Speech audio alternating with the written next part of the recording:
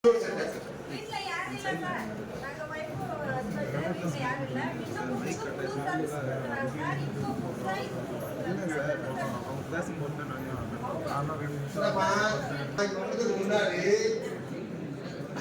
Bus ஸ்டாண்ட்ல வேலை செய்யற மாட்கள் போயிட்டு விசாரிச்சுட்டா எத்தனை செட்டு கொடுத்தாங்களா அப்படின்னா அவங்களாம் ஒரு செட்டு தான் சொன்னாங்க.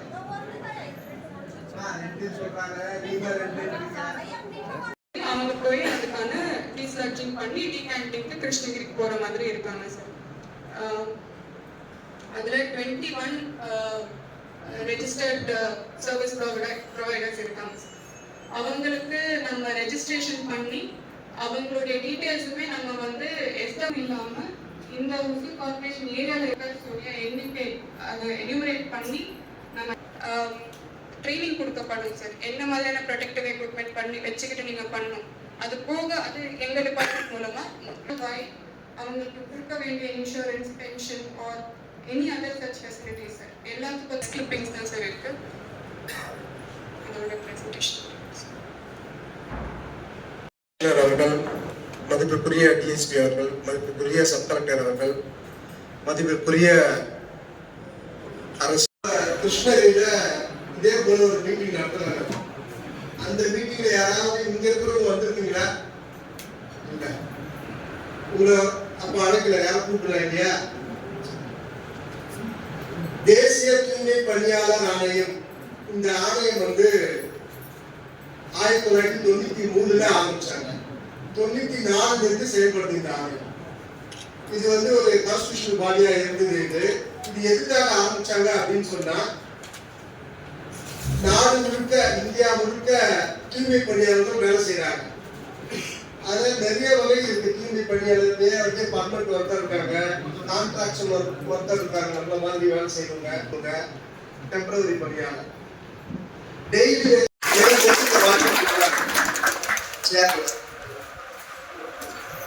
இந்த கூட்டம் எப்படி நடக்கும் அப்படின்னு சொன்னா, முதல்ல இந்த கான்ட்ராக்ட்ல வேலை செய்யறவங்க இந்த பிரச்சனையை நீங்க சொல்லுங்க. சூப்பர்வைசருக்கு யாரு? உங்க சூப்பர்வைசர் ஒரே சூப்பர்வைசர் இங்க சரி, நீங்க எல்லாருமே வெளியே வெயிட் பண்ணுங்க. மேனேஜர், சூப்பர்வைசர், ஓனர் எல்லாமே வெளியே வெயிட் பண்ணுங்க. நீங்க உண்மையை மட்டும் தான் இங்க சொல்லணும். உங்களுக்கு என்ன பிரச்சனை இருக்கோ அதை நீங்க சொன்னீங்க அப்படின்னா, கமிஷனர் மேடம் இருக்காங்க. ஸோ அவங்களுக்கு வந்து அவங்க என்ன நினைப்பாங்க, கவர்மெண்ட் வந்து எல்லாமே சலுகைலாம் தருது, ஆனால் ஏஜென்சி கார்டு தராதா இல்லையான்னு தெரியாது. அவங்க நினைச்சிருப்பாங்க எல்லாமே கரெக்டாக போயிட்டு இருக்கு அப்படின்னு நினைச்சிருப்பாங்க. ஆனால் நமக்கு தான் என்ன பிரச்சனை இருக்கு நமக்கு தான் தெரியும். அதனால நீங்க இந்த மீட்டிங்கை வந்து பயன்படுத்திக்கணும். நீங்க எந்த பிரச்சனை இருந்தாலும் நீங்க சொல்லாதீங்க. ஒருவேளை நீங்க சொல்லி நம்ம வேலை விட்டு இருந்துட்டா யார் பொறுப்பு அப்படின்னு நீங்க யோசிக்க வேண்டாம். அதுக்கு முழுக்க நான் தான் பொறுப்பு.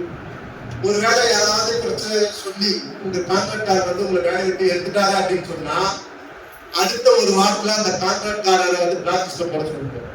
இதே தமிழ்நாட்டுல நாங்க அதை செஞ்சிருக்கோம். இந்தியாவில் நான் பல பேர் பிளாக் லிஸ்ட்ல போட வச்சிருக்கோம், பல கம்பெனிகள். அதெல்லாம் அதுதான் நீங்க சொல்ல வேண்டாம். ஓகேவா? எந்த பிரச்சனை இருக்கோ அதை சொல்லுங்க. அப்படியே மீறிய நமக்குள்ள ஒரு பயம் இருக்கும். பக்கத்துல இருந்து ஏதாவது போய் சொல்லிட்டா என்ன பண்றது, நம்ம வந்து இந்த மாதிரி தான் சொல்றாங்க.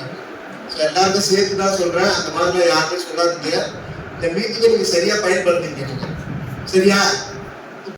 இங்க இருக்கிற ஆபீசர்ஸ் யாராவது சார் இங்க இருக்கிற என்னால பேச முடியாது அப்படின்னு ஏதாவது உங்களுக்கு சொல்லணும்னு இருக்க அப்படிதான் சொல்லுங்க. அவங்க நாங்க வந்து பக்கத்துக்கு வெயிட் பண்ண சொல்றோம்.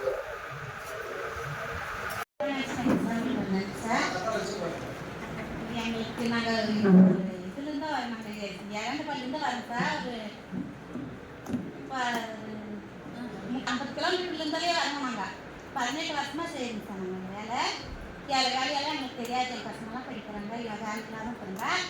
எங்களுக்கு சம்பளம் சேலரி மட்டும் கொஞ்சம் சேர்த்து போடுங்க சார். எல்லா பக்கமும் போடுற மாதிரி எங்களுக்கும் போட்டுக்கோங்க சார். சேலரி தான் சார் கம்மியாக இருக்குது சார்.